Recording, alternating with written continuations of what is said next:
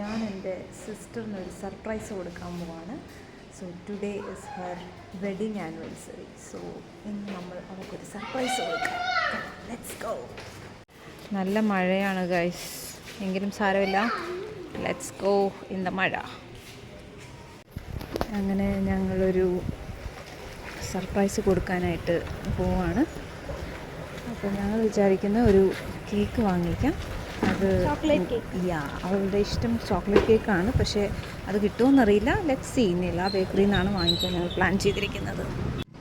അങ്ങനെ ഞങ്ങളുടെ വീടിൻ്റെ അടുത്തുള്ള നില ബേക്കറിയിൽ നിന്നാണ് ഞങ്ങൾ കേക്ക് വാങ്ങാമെന്ന് തീരുമാനിച്ചത്. സോ യൂഷ്വലി ഞങ്ങൾ എന്ത് തന്നെ നമ്മുടെ ബർത്ത്ഡേ പാർട്ടീസോ അല്ലെങ്കിൽ ആനിവേഴ്സറി എന്തുണ്ടെങ്കിലും ഞങ്ങൾ ഇവിടെ നിന്നാണ് വാങ്ങിക്കാറുള്ളത്. ഇവരുടെ കേക്ക് നല്ല ക്വാളിറ്റിയാണ്. സോ അതുകൊണ്ടാണ് ഞങ്ങൾ ഇവിടെ നിന്ന് പ്രിഫർ ചെയ്യുന്നത്. അങ്ങനെ ഞങ്ങൾ കേക്കൊക്കെ ചോക്ലേറ്റ് കേക്കാണ് അവൾക്ക് ഇഷ്ടം, പക്ഷേ അവിടെ ഞങ്ങൾക്ക് എന്തോ കിട്ടിയില്ല ചോക്ലേറ്റൊക്കെ. സോ എൻ്റെ കണ്ണ് പൈനാപ്പിളിലേക്കാണ് പോയത്. പിന്നെ ഞങ്ങൾ വേറെ എന്തെങ്കിലും എക്സ്ട്രാ അതിൻ്റെ കൂട്ടത്തിൽ വാങ്ങണമെന്നിങ്ങനെ നോക്കുമായിരുന്നു. അപ്പോൾ പിന്നെ വിചാരിച്ചു ശരി കുട്ടികൾക്കൊക്കെ സ്പ്രൈറ്റ് വാങ്ങാമെന്ന്. അങ്ങനെ ചെറിയ ബോട്ടിൽ സ്പ്രൈറ്റൊക്കെ ഞാൻ വാങ്ങിച്ചു. അങ്ങനെ കേക്കൊക്കെ അവർ റെഡിയാക്കി പേരൊക്കെ എഴുതി. അങ്ങനെ Jenny and Sandeep happy anniversary എന്നൊക്കെ എഴുതി ഞങ്ങൾ വീട്ടിലേക്ക് പോവാണ്. നല്ല മഴയുണ്ടായിരുന്നു അന്ന്, പക്ഷേ എങ്കിലും ഞങ്ങളതൊന്നും വകവച്ചില്ല. ഞങ്ങളങ്ങനെ വീട്ടിലേക്ക് പോയി. അവൾക്കിതിനെക്കുറിച്ച് വലിയ ഐഡിയ ഇല്ല, ബിക്കോസ് മഴയായതുകൊണ്ട് ആരും പ്രതീക്ഷിക്കുന്നുമില്ല ഈ സമയത്ത് അത് രാത്രിയിൽ ഇങ്ങനെ പോകുമെന്ന്. അപ്പോൾ അങ്ങനെ ഒരു സർപ്രൈസ് കൊടുക്കാനാണ് ഞങ്ങൾ പ്ലാൻ ചെയ്തിരിക്കുന്നത്. അങ്ങനെ ഞങ്ങൾ പതുക്കെ വീട്ടിലേക്ക് കയറുകയാണ്.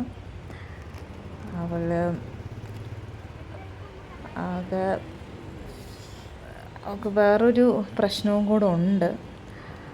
അപ്പം കേക്കൊക്കെ കഴിക്കുമോയെന്ന് അറിയത്തില്ല, എങ്കിലും നമുക്ക് പോയി നോക്കാം. ഇവിടെയൊക്കെ നല്ല മഴ പെയ്ത് ആകെ ഇതായി കിടക്കുകയാണ്.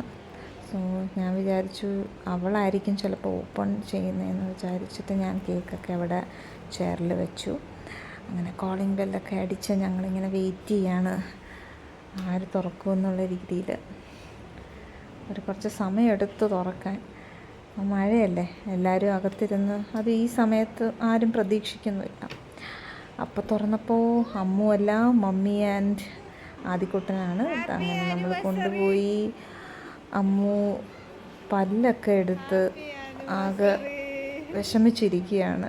സോ അവൾക്ക് ഭയങ്കര പല്ലുവേദനയായിരുന്നു. അങ്ങനെ അവളുടെ പല്ലൊക്കെ എടുപ്പിച്ചതുകൊണ്ട് ഭയങ്കര പെയിനായിരുന്നു. സോ അവൾക്കതങ്ങോട്ട് എൻജോയ് ചെയ്യാൻ പറ്റിയില്ല. ബട്ട് നോ വറീസ്, അത് കഴിക്കാൻ പറ്റിയില്ലെങ്കിലും നമുക്ക് കേക്കൊക്കെ കട്ട് ചെയ്യാം.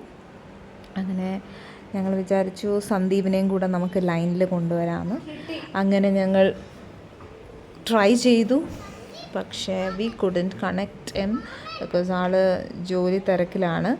അപ്പോൾ പിന്നെ ശരി കുറേ ട്രൈ ചെയ്തു, പക്ഷേ കിട്ടിയില്ല.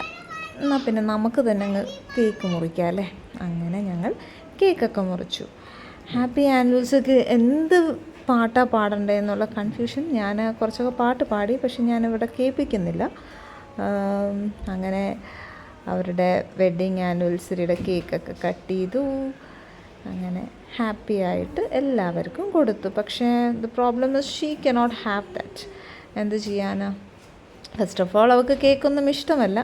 അതേപോലെ അവൾ വിചാരിച്ച പോലെ തന്നെ ഒരു പീസ് പോലും കഴിക്കാനും പറ്റുന്നില്ല. അങ്ങനെ ഞങ്ങൾ കേക്കൊക്കെ വിതരണം ചെയ്തു. ഹാപ്പി ആയിട്ട് അന്നത്തെ ദിവസം എൻജോയ് ചെയ്തു. അങ്ങനെ കുറച്ച് മമ്മി ഉണ്ടാക്കിയ പായസമൊക്കെ കുടിച്ചു. ഇനി അടുത്തൊരു വ്ളോഗുമായി പിന്നെ കാണാം. Bye, take care.